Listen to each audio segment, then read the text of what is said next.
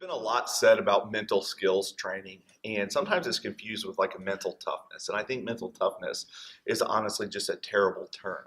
But when you're looking at optimizing performance and getting every last bit out of your athlete, you have to start talking about mental skills.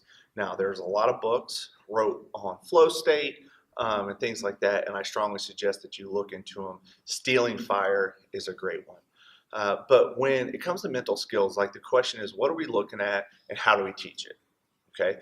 Mental skills is probably one of the areas that we have the most room for improvement because little is known, right? Little is known about the brain's function and how it relates to performance. We know that there's a correlation, we just don't know exactly how it works.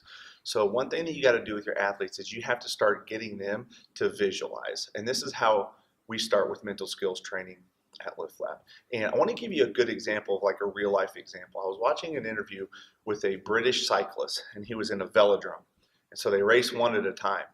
And in his preparation leading up to, I believe the 2012 Olympics, I believe it was in his home state, he was working with a mental skills coach. And the coach said, how are you going to deal with somebody breaking the world record before you ride? And he said, he's like, oh, I just won't pay attention to it. And he was like, plus that would never happen. Nobody's going to break, because he was, seeded number one. He's like, nobody's going to break the world record before I go. And the guy was like, I think that's a poor approach. And what you need to do is in your visualization, you need to visualize. And keep in mind that visualization actually involves all senses, right? So you need to visualize. You need to be able to hear the announcer saying that the world record has been broken before you go on the track. So you can prepare yourself to acknowledge it, be ready for it, and then center and ground yourself for your performance. Well, when the 2012 Olympics came around, he was the number one seed, and there was the 2 and 3 seed behind him who were going first. Well, the number 3 seed broke the world record. So before he went out, the number 3 rider in the world broke the world record. So he was like, it happened, kind of like this aha moment. Okay, he acknowledged it and he moved on. Number 2 seed guy rides, he breaks the world record that's just been set. So there's a new world record. Wasn't expecting that, but he still uses the same visualization process, and he went out and he broke the world record. So a world record that nobody thought was going to get broke was broke 3 times in the Olympics. But he had mentally prepared himself for that. And I like to use that same analogy and same skill set with our athletes on a variety of different levels. For example, we have a girl on our team that's going to be coming close to an American record. And I think that in the 75 kilo class at this year's nationals, the American record is snatched will be broken at least once. Okay? And we're working on our athletes' mental skills to prepare for that moment. Because our athlete may or may not break the American snatch record. But that doesn't determine who wins the meet. You still have to clean and jerk.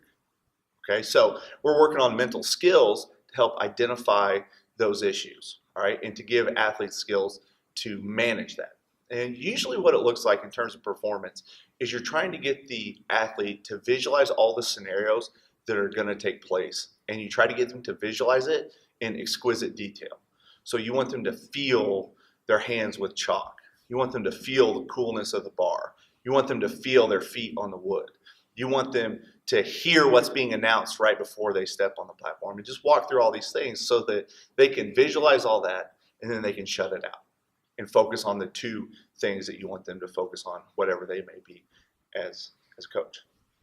The other aspect of mental skills that goes less talked about is how an athlete feels about themselves. So in terms just their general perception of self.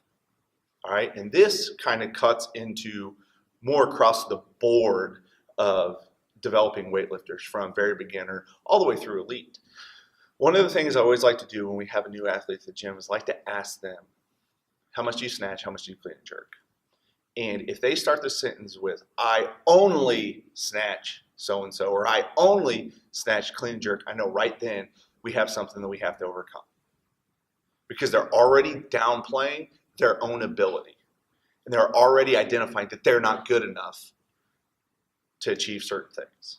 All right, so you have to identify those things quickly. So ask yourself, when somebody says how much, there's always a question, how much do you bench? Right? And you say, oh, I only do 225 or whatever.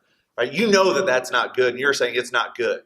But shit, that's your best effort, right? Be proud of that. You have to be proud of your best effort. So mental skills also deals with how the athletes feel about themselves.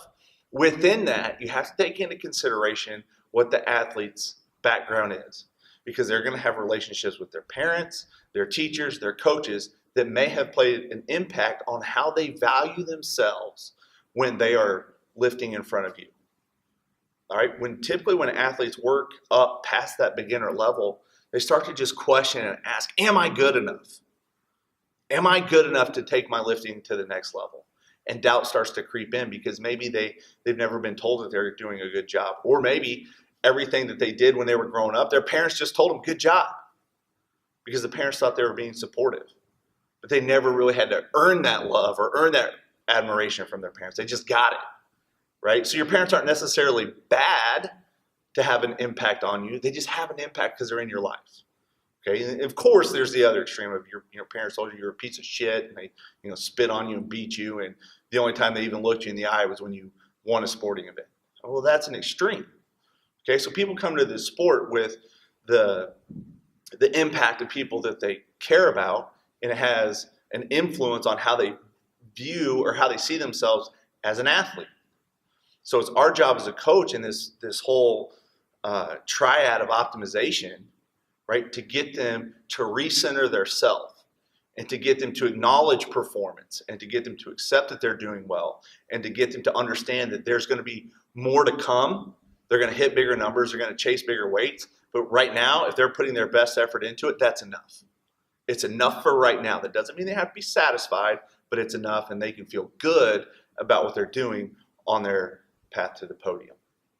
Okay, but this is another one of those areas where mental skills is just like this vast, sometimes voodoo, sometimes taboo, sometimes just real question mark about, what the hell are you talking about? Mental skills. What's a real life application of mental skills?